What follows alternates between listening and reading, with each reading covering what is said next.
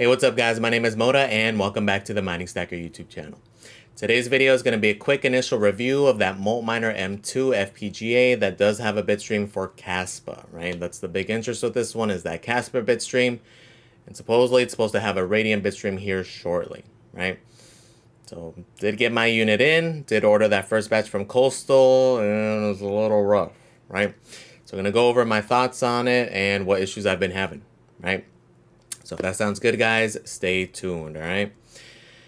So let's get to it. So not going to do a quick unboxing and all the fluff stuff. We're going to try to just get right to the meat and potatoes. So this guy is the Moltminer M2. Did order from Coastal Crypto right when they announced it, right? Literally that first day, looked good, stacks look good, ordered it, right? So that's the reason we got in first, and I was able to get it now. This is not like a review unit or anything like that. I did purchase it just like you guys, didn't have early access or anything like that. Just happened to see their tweet, picked it up right off the bat, right? So I did get mine in. The price has gone up quite a bit since then, right? Again, you get that early mover advantage by getting in early. The price, I think it was right under 2,000. Then it did go up to 2,400 because of the demand, and then now ultimately it's at 3,000, and it's primarily because of that Radiant bitstream that should be coming in, right? So again, if you see the potential in things, it does pay to get in early. The problem there though is that, especially in this case, you're that initial batch, right? What happens with first batch things, there's going to be issues, right? So realistically, the price is cheaper primarily because of that, and also just because we got in prior to these other announcements, right? So mine did have issues, right? But that is also the reason that the reason I did order through Coastal was because of their customer service, right? There is a direct line of communication between them, and they have that direct line with that manufacturer, right? If you would have ordered through one of these smaller vendors or these other stores or these Telegram, guys, good luck getting any kind of, customer service from them if you have any issues. And when ordering things like this from smaller manufacturers, where even if it comes with a warranty or it's probably non-existent, you want to have some kind of like line of communication, which you're going to get through them, which you're probably not going to get with these other vendors, right? So there are other big box vendors that do have them now. Nhash has had it right from the get-go also. They had that similar price point, although this was prior to that Radiant announcement, so this may not be the most current price, so just keep that in mind. I noticed that SafetyMiner.net also had it. Again, not shilling these guys, or I've never purchased from these guys, wouldn't endorse or even recommend these guys because I have not ordered through them, right? Just showing what other stores have them and their price points, right? And these guys have that $3,000 price point, as that does seem what the new price will be because of that Radiant bitstream, right? But keep in mind, guys, again, this is an FPGA. So I know a lot of people were disappointed because there was no documentation, no instructions. That's how FPGAs are, right? And if anything, this one is a little easier to use than a lot of them because it is like a standalone unit, like an ASIC, right? A lot of them typically you do have to have, your motherboard, you have to pretty much put it in a rig essentially, right? This is a standalone unit. You are going to need a power supply, right? I did order a Bitmain APW7, which works just fine. So keep that in mind also. But this one is set up to be kind of like an ASIC, right? They have that GUI, so it's the same initial setup. Plug it in, go to Advanced IP Scanner, look for it on your network, find your IP address, log in, and go from there, right? So when I got my unit, as soon as I plugged it in, within a few minutes, one of the chip temps got extremely hot. Got up to 100 degrees, so at that point, unplugged it. Right? At that point, all the other chip temps were like between 60, 70, something like that. And there was one that was at 100, and it did give an alert, right? So at that point, I unplugged it. So again, it was only running for a few minutes. Opened it up. If any of you guys caught that other video and did find the culprit, and it was one of the heat sinks. I did do another video if you have an issue, that way you can fix it. But once we did take it apart, you can see here that it was only making halfway contact with the chip, and that's what was causing that issue. So did get that squared away, ordered that thermal paste, threw it back on there, waited the 24 hours to let it cure, and it's good to go, right? So then plugged in as of like yesterday, finally, because I had to wait a few days for that compound to come in, and then a day for it to cure. And the results weren't too hot initially, right? Initially, I was getting about 3 to 4 gigahash. Left it on that stock pool for a couple of hours, right? Let it do its thing and thought maybe it was a pool issue. So I put it on Hero Miners, was getting about the same hash rate. So I was like, okay, maybe it's not a pool issue. Tried it on a couple other pools and it wouldn't even connect at all. So I put it back on the factory pool. Just let it stay there. Let it run overnight. Because again, I didn't really have time to mess with it. And it was getting only between like 3 and 5 gigahash, right? So ultimately, it's been doing better, but now let's go to the GUI, which is very, very basic. And in my case, it seems like it's different from everybody else's, right? I've seen a couple of screenshots of other people's. Mine does seem to have more info. I do not know what a lot of that info is. It does seem like I may have a beta version versus the release version, right? So number one, there is no English option. Going through Google Chrome, it does just auto-translate it, right? So we do have the different options here on the left. It's operating status, mining pool configuration, management, system upgrade. I know it's messed up there. Power status and run log, right? Some of you guys weren't getting these options. A lot of you guys weren't getting this main header here, which is interesting, right? Going through the different things, I did notice that the build was the same, right? April 17th. So again, these things were literally built and just shipped out. They probably weren't even burned in, right? They might have just ran power through it to verify it got power, and that was probably it, right? What I did notice, I did watch Hobbyist's video, and his, I believe, did say release on here, right? Mine says beta. So maybe this is why mine's different. It wasn't updated all the way. That could be also a reason I am having issues with it, right? It's not very consistent hash rate. It's kind of all over the place. Ultimately, it's been better. So let's go through it.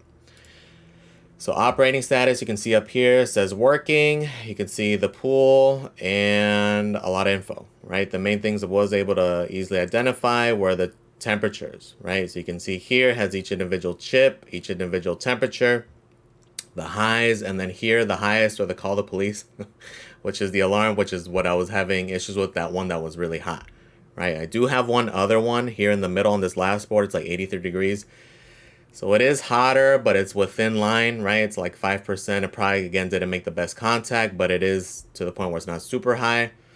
I may have to move this guy. It's in there with the other ASICs. Those other big Bitmains are doing fine. This guy's running a little bit hotter just because, you know, it has a smaller fans. So this guy may actually go inside, or I may have to just relocate it or put it closer to a fan or something. But, so when we go through it, another big difference is in the mining pool config. I saw most people's, you know, you're able to pick your currency, but this one does also have a chip file option, right? So this one has it under Kaspa Miner 300 megahash, ADJ, I'm guessing adjustable, right? So this is the specific bit stream. So again, I know some of you guys didn't get any of these options, but it does seem like they are working on it. Again, I'm not sure. Maybe some of you guys have this. It just looks slightly different. Maybe it's just mine. I don't know. But I think this is going to be the key to get those different bit streams, or even just different variations of that same bit stream, right? So go under management, and this was also different from a lot of you. This one does have other things, right? You can also here modify the core voltage. Down here it does have other configurations. You can set your alarm temperature, and it does have other options for like restarting it. And this is what actually seemed to possibly fix the issue with mine, is that because I did unplug it, right? I did, you know, let it rest for 10 minutes and tried resetting it that way, but it was essentially having the same issue. When I did hit the program reset, again, it just reset it, go into the pool settings, and then it started working better, right? Realistically, I don't know if it's that fixed it, or it just needs more time to actually run. It's hard to tell what the issues are, but again, that's what did it for me. Another thing I did notice, this one does have an operating mode selection, right? So there is a default mode and there is a low power mode. Did put it on there just for a few seconds. Didn't seem like it did much, but again, I think a lot of this stuff is a work in progress, guys. So I know it's listed at that, you know, 10.5 gigahash. This is probably going to be the way. I'm assuming they're going to just have it be in an operating mode eventually, right? It'll be default low and probably like a high power mode for those of you who do have, you know, a power supply that can work with that, right? It does have a system upgrade here, so whenever that new version comes out, you're able to upload it directly from here. So it seems like you don't have to pull the SD card, reflash the SD card, and pop it back in. You should be able to do it from here once that is made available. I don't know if some of you guys also had this menu here. I thought it was just a generic table giving some of the faults, but this thing does change in real time, right? So one thing I did notice is the C02.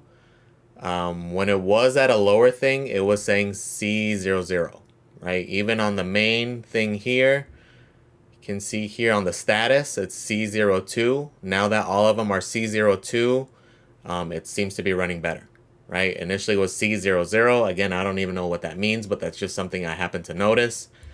And even on here, a lot of this stuff was changing. Like the CML is what has changed, right? The power good thing was showing up here. It was showing the ones across the board, meaning the power was good. But I did have this CML, right? So it does have ones on here. It was initially zeros, or not zeros, it was just blank. They did turn into ones, and this is what caused the CO2 to come up here. Again, I don't even know what CML stands for, but it says once a communications, memory, or logic fault occurs, this bit is set.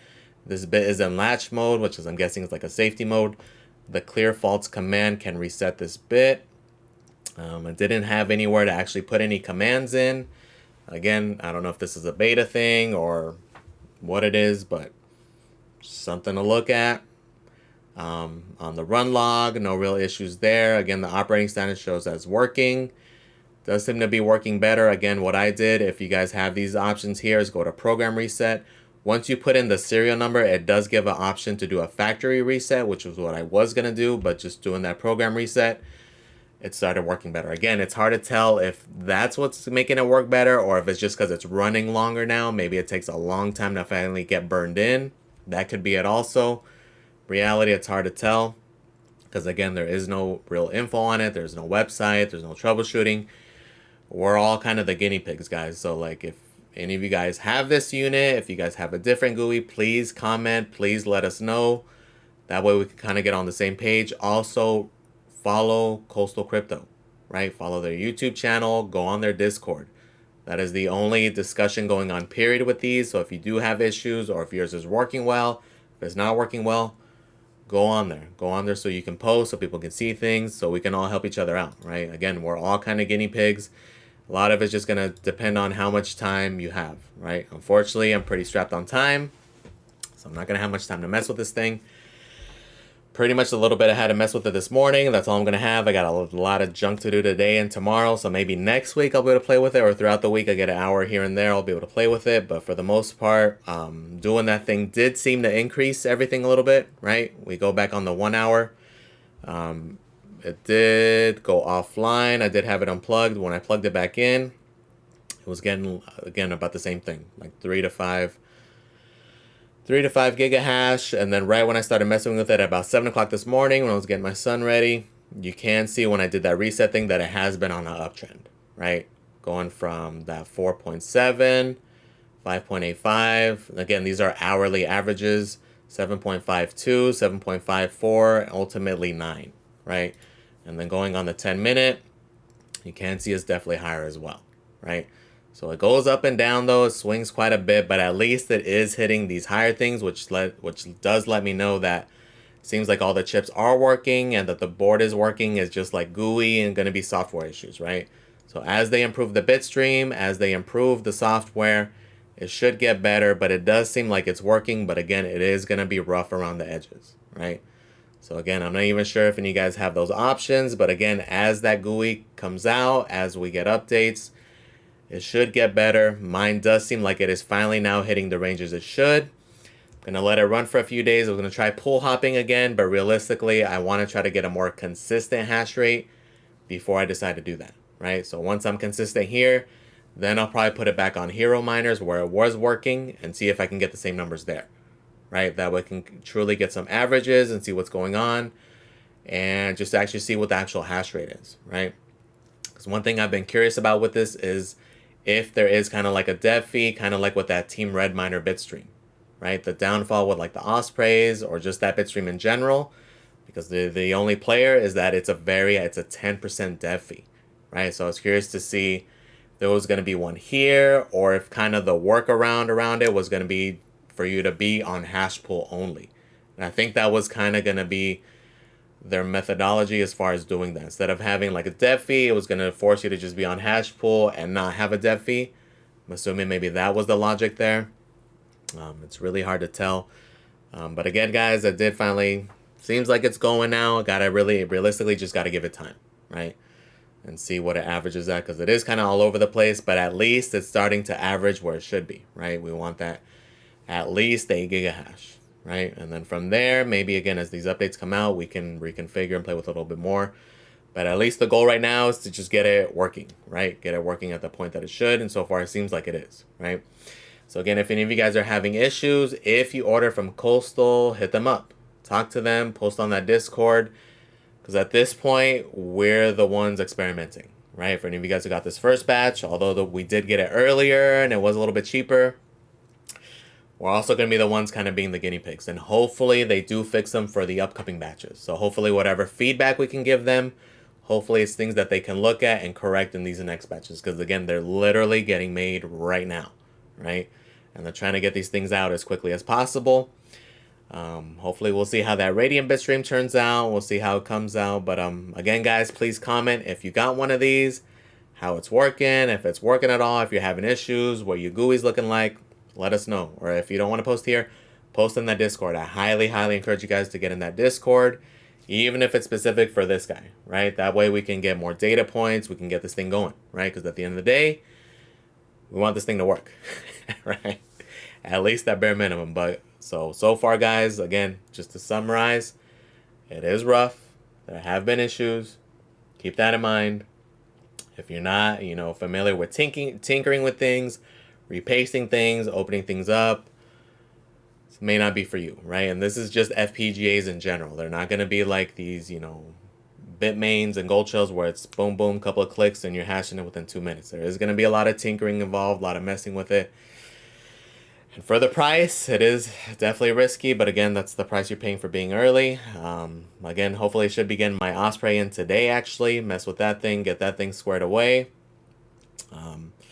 Hopefully it's a little better than this, right? But again, that guy has been out, since last November, so they have like 6-7 months worth of updates and such.